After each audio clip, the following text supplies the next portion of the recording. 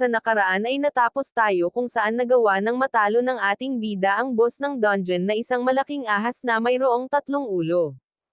Inihayag naman ni Taejon ang kanyang pasasalamat para sa ating bida dahil kung hindi nga raw dahil sa kanya ay siguradong hindi nila matatalo ang boss at sigurado ding hindi na sila makakalabas sa piitan na iyon.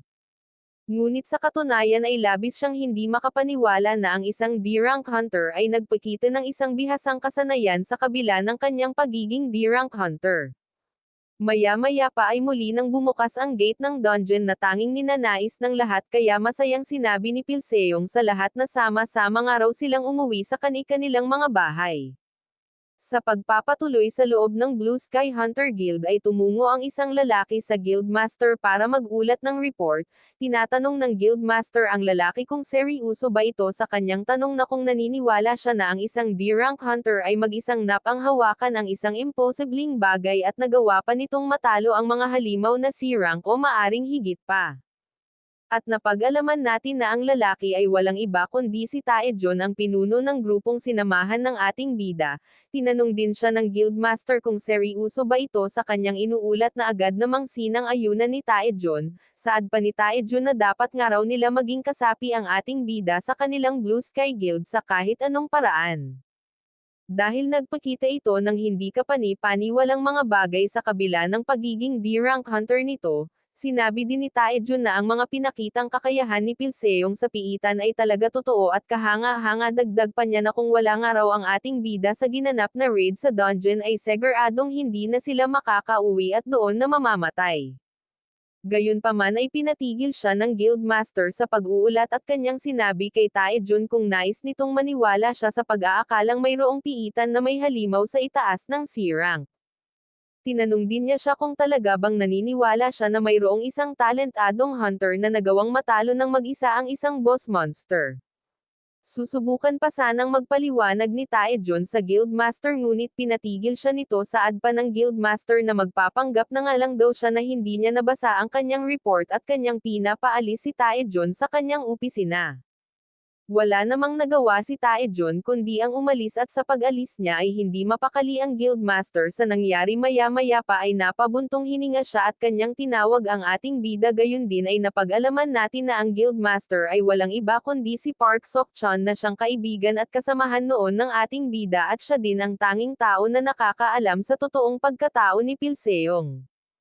Tinawag niyang matanda ang ating bida dagdag pa niya na lumabas na nga raw ito kasabay noon ay lumabas si Pilseong mula sa kabinit na kanyang pinagtaguan noong dumating si Taejon. Sa paglabas niya ay kanyang tinanong si Park Sok-chan kung nakaalis ng gabo raw si Taejon na agad namang sinang-ayunan ni Park Sok-chan dagdag pa niya na gumawa nga raw siya ng alibi dito kaya wag ng araw mag-alala ang ating bida. Gayunpaman ay seryosong sinabi niya na sa isang iglap ay gumawa nga raw ito ng isang kumos iyon dagdag pa niya na tiyak na magkakaroon ng atensyon ang ating bida mula sa asosasyon dahil sa pangyayaring iyon sa dungeon. Sinabi naman ni Pilseong na hindi naman siya maaring tumayo lang habang namamatay ang iba saad pa niya na ginawa niya lang ang isang tamang gawin sa ganoong sitwasyon na katulad sa hiniling niya sa kanya na gawin. Nasabi naman ni Park Sok-chan na ang lahat ng nangyari ay talagang higit sa kanyang inaasahan. Tinanong din niya si Pilseong kung totoo nga ba raw ang lahat ng kanyang natanggap na report patungkol sa pangyayari. Bilang tugon ay sinabi ni Pilseong na oo dagdag pa niya na nasisigurado niyang mayroong problema sa rangkang ng piitan at nasisigurado din niyang alam ng asosasyon ang tungkol sa kanilang sariling mga pagkukulang. Saad pa ni Pilseong ang kanilang ginagawang pananahimik sa kabila ng napakalaking isyu ay nagpapatunay na hindi lang nag-iisa ang problema sa rangkang ng dungeon.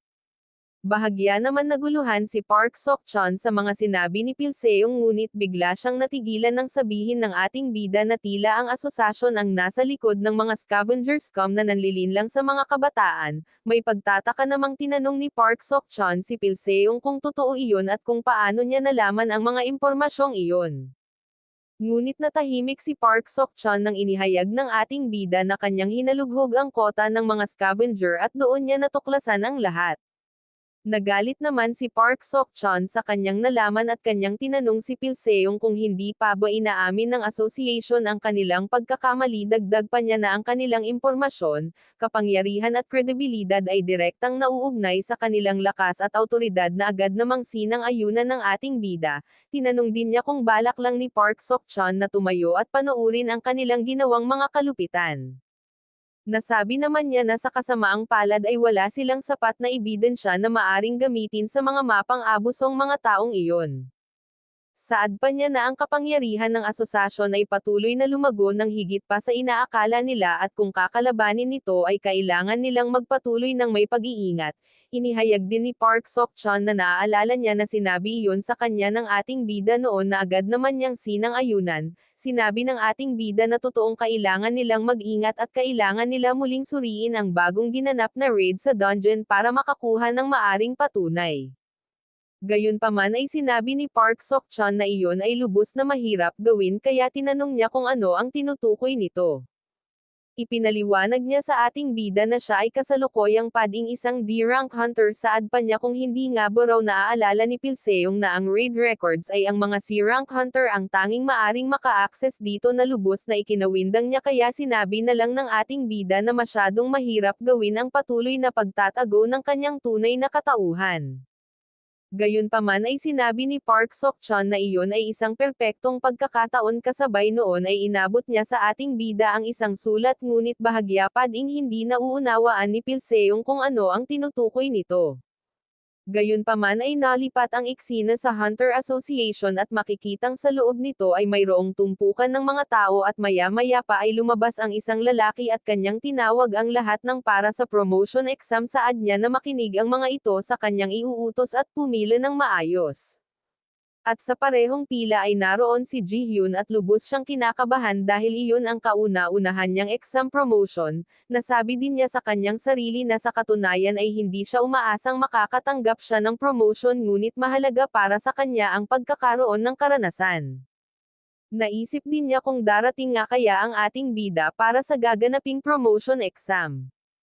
Kasabay noon ay lubos siyang namula habang kanyang naaalala ang kilig moment niya noong iniligtas siya ng ating bida. Bigla din niyang tinihil ang pag-iisip sa ating bida at kanyang naitanong sa kanyang sarili kung bakit ba niya iniisip ang lalaking iyon.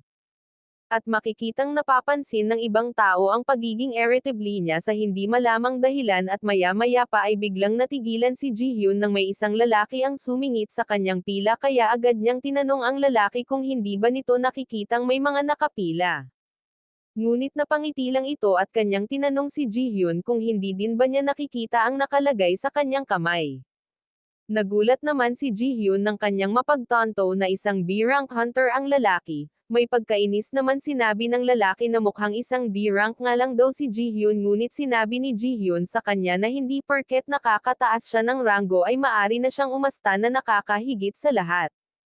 Ngunit natigilan siya nang sabihin ng lalaki na ang kapangyarihan ay katumbas ng awtoridad gayon din ay makikitang minamaliit niya siya. Dagdag pa ng lalaki na sa ganoong paraan sila nabubuhay sa mundo.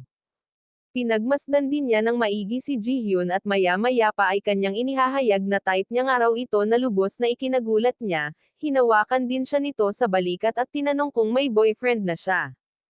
Ngunit biglang may humawak sa kamay ng lalaki at ibinaba ito mula sa balikat ni Ji-hyun, at napag-alaman natin na iyon ay kagagawan ng ating bida at kanyang tinanong ang lalaki kung bakit tila nagkakagulo dito. Nagulat naman si Ji-hyun nang kanyang makita ang ating bida. Nasabi naman ng lalaki na mukhang may boyfriend ng araw si Ji-hyun ngunit naguguluhan dito si Pilseong at kanyang tinatanong kung anong boyfriend ang pinagsasabi niya. Gayon din ay makikitang hindi na mapakali si Ji-hyun at hindi na alam kung ano ang sasabihin. Napatanong naman ang lalaki sa kanyang sarili kung talaga nga bang isang D-rank lang ang ating bida. Tinanong din niya siya kung hindi nga ba raw nito nakikita ang kanyang B-rank badge. Bilang tugon ay sinabi ng ating bida na nakikita niya ito ng malinaw. Nagalit naman ang lalaki dahil nakikita naman pala ni Pilseong ang kanyang badge ngunit tila minamaliit siya nito.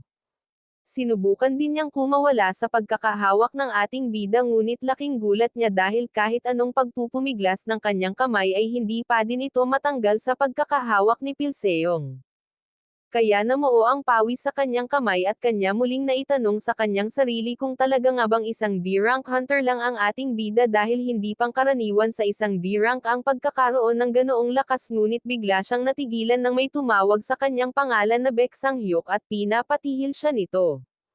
Galit niyang nilinggan kung sino ang taong iyon na gusto siyang pigilan at biglang namuo ang pawis sa kanyang mukha nang makitang ito ay mga security at agad siyang kinaladkad ng mga ito at habang ginagawa nila iyon ay kanilang pinapaliwanag na kapag gumawa ito ng isang commotion sa loob ay sapilitin siyang papaalisin tulad ng kanilang ginawa sa kanya ngayon. Bago tuluyang makalabas ay galit niyang sinabi na hinding-hindi niya nga raw makakalimutan silang lahat at ang kanyang tinutukoy ay ang ating bida at si Jihyun, nasabi naman ni Pilseong na tanga nga raw ito. Agad namang nagpasalamat si Jihyun sa kanyang ginawang pagtulong sa kanya sa lalaki, gayunpaman ay walang tugon si Pilseong sa halip ay tinanong niya siya kung naroon din ito para sa promotion exam. Bilang tugon ay sinabi niya na oo dagdag pa niya na ang exam promotion ay isang bihirang pagkakataon kaya naroon siya para subukan ito gayon din ay sinabi niya na masyado pa din siyang mahina para sa isang C-rank hunter. Ngunit laking gulat niya nang hawakan siya sa balikat ng ating bida at sinabi na wag niya iyon sabihin dahil ginawa niya naman ang nakakabuti dagdag pa niya na wag nga raw niya masyadong pagurin ang kanyang sarili. Nagpasalamat naman agad si Jihyun ngunit makikitang lubos na naman itong kinilig sa ating bida. Nasabi din niya sa kanyang sarili na hindi pa siya nagkaroon noon ng interest sa mas bata sa kanya ngunit naguguluhan siya kung bakit tila ang batang ito ay nagbibigay sa kanya ng isang sigla na para itong isang matanda.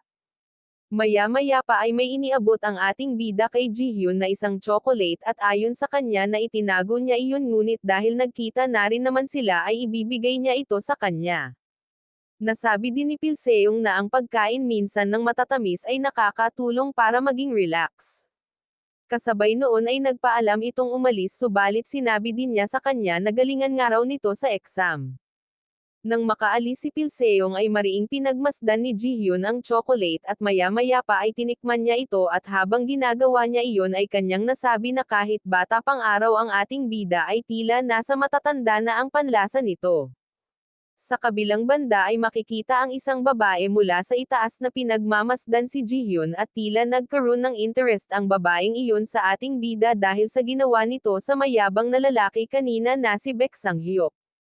Sa kabilang banda ay makikita si Baek at lubos siyang hindi makapaniwala sa ating bida at makikitang bumakat ang mga daliri ni Pilseong sa kanyang kamay at tila napinsala ito ng bahagya.